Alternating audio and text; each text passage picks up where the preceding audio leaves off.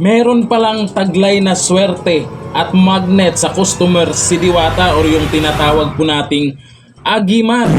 Hindi na niya kailangang mambudol pa kagaya kay Kulaong. Diwatang lubugang pa nga putik. Hindi na niya kailangang mambola pa kagaya doon kay Kulaong pa rin.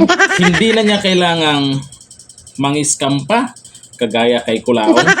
Sino ba kasi yung Kulaong na yan? Lagi ko naririnig yan sa mga ibang live streamer eh. Yung Kulaong na yun eh. At balita ko, patuloy pa rin niyang nilalait si Diwata dahil lubog daw ang panga. Nako, kilala nyo ba yan? I-comment tayo kung kilala nyo yun. Kasi kung hindi nyo kilala, mag-ingat kayo. Baka kayo din ang susunod na mabola. Ay hindi marunong mambola si Diwata dahil may agimat nga. Yun pala eh. Kahit pinagtulungan ng mga basher, kahit sinisiraan, ay nilalapitan pa rin. Nako, ito. Panoorin po natin ang video na yan na kung saan ay may isang matandang manggagamot na galing pa di umano sa Saudi para ipaalam kay Diwata na meron ngang taglay na swerte si Diwata at magnet sa mga customer or yung sinasabi nating agimat. Naku, totoo kaya ito? Ito yung video. Kanina, may agimat ako, kaya mo ako pinuntahan. Paano mo nasabi na may agimat ako tayo? Oo, alam ko. Wala, hindi ko alam na may agimat ako. May agimat pala ako. Alam mo, Anong klase po yung agimat niya tayo? Agimat, lapitin sa tao. At saka yung pares niya. ang alam ko kasi, ako si Diwata, may hawak ako ng brilyante ng apoy, di ba? Sa sa Encantadia, oo. Ito, may agimat So yung siya. agimat kasi, hindi ko alam. Mayroon pala ako Kaya doon. mabait ka, hindi layo sa yung agimat mo.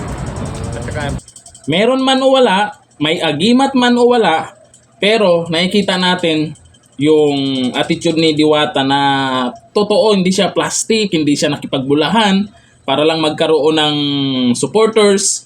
Kung ano yung totoo, sinasabi niya. Siyempre, pag may nagagalit, magkaroon pang opinion yung iba na natural lang yan. Kasi ganito po yan, yung lagi nagyayaw-yaw hanggang ngayon, puro reklamo dahil dyan sa papicture. Yung papicture na yan ang maraming nagreklamo eh. Alam naman natin na sikat na yan si Diwata. Ikukumpara natin sa iba. Pumunta kayo sa Jollibee. Papicture kayo sa may-ari. Punta kayo sa Chowking, KFC, o kung saan mang kilala, or sikat na rin, o kilala, kagaya kay Diwata, sikat na rin. Papicture kayo sa may-ari. Mahanap nyo ba kung nasaan yung may-ari? Ang swerte nyo na nga eh, anytime makikita nyo po yung may-ari mismo ng Paris Overload dyan sa Pasay.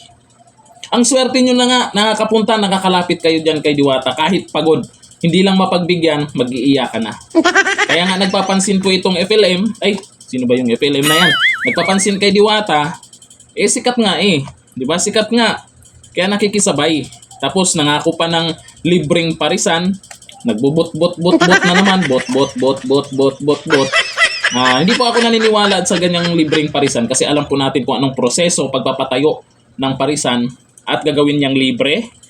Sabi, 5 months daw, 5 months, libreng parisan.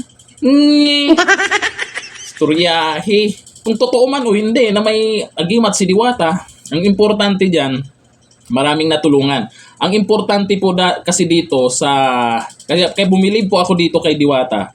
Unang-una po, yung dating nambugbog sa kanya, tauhan niya. Di ba?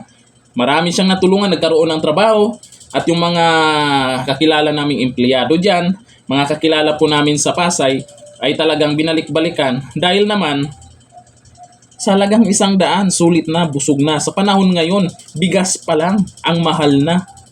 Kaya napakalaking bagay po yung parisan ni Diwata. At sumikat yung pares sa Pilipinas ng dahil kay Diwata. Kahit sinong nagbebenta ngayon ng pares sa katabi ni Diwata, talagang bentang-benta. Di ba? Dapat lahat sila magpasalamat kay Diwata kasi dinadayo si Diwata at pwede ring makabenta sila dyan. Kasi may iba dyan na pumunta lang para makita si Diwata. Ang iba dyan ay hindi napipila kasi ilang oras nakapila, kakain na lang doon sa kabila na Paris din. Di ba? Ganun nangyayari ngayon eh. Pag pumunta kayo kay Diwata, pag mahabang pila, ay ang iba doon na kumakain sa kabila. So may magkakatabi-tabi lang ang parisan dyan. Kaya maraming nagpapasalamat kay Diwata. Yung patuloy na naninira, inggit lang yan. inggit, papansin for the views. Dapat nga kung kumita kayo sa social media dahil kay Diwata, dapat magpasalamat kayo eh. Imbis na magpasalamat kayo, sinisiraan nyo pa. Kumita na nga kayo ng dahil kay Diwata. Pero yung kapalit na ginawa nyo, sinisiraan. Di ba? Inaaway. Kahit anong gawin nyo, ayon dyan sa matandang manggagamot, may swerte at magnet sa mga customer si Diwata.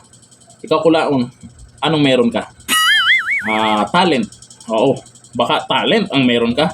Talent kung paano. Alam nyo na. Dito na lang. Thank you. Bye-bye.